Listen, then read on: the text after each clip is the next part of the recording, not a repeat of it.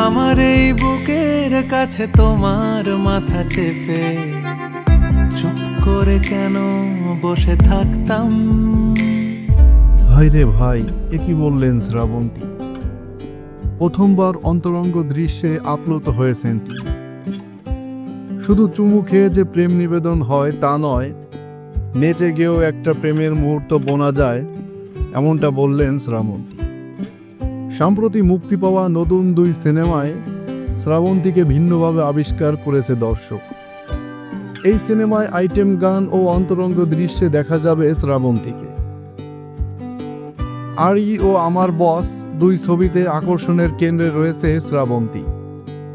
অনেকদিন পর আরি ছবিতে আইটেম গানে নাচলেন শ্রাবন্তী।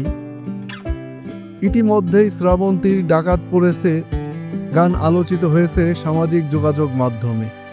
দর্শক মহলে একটা সাড়া ফেলে দিয়েছে এই গানটি।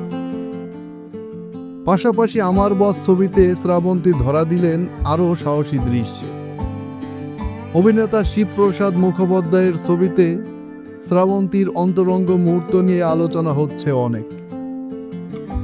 তাকে পর্দায় এর আগে এমন দৃশ্যে কখনোই দেখা যায়নি। এই বিষয়ে অভিনেত্রী বলেন, এই দৃশ্য অভিনয় নিয়ে সংশয়ে ভোগেননি তিনি।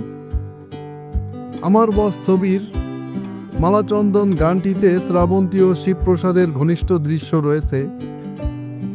জয় গোস্বামীর লেখা ঈশ্বর আর প্রেমিকের সংলাপ কবিতাটি নায়িকার পিঠে লিখবেন পরিচালক। শ্রাবন্তী আরও বলেন, এমন একটা গান নিজের ক্যারিয়ারে পেয়ে আমি আপ্লুত। শুধু তাই নয়, কাজটা করার সময় এক ফোঁটা অস্বস্তি হয়নি। পেশাদারদের দিয়ে পুরো কাজটা সম্পন্ন করা হয়েছে।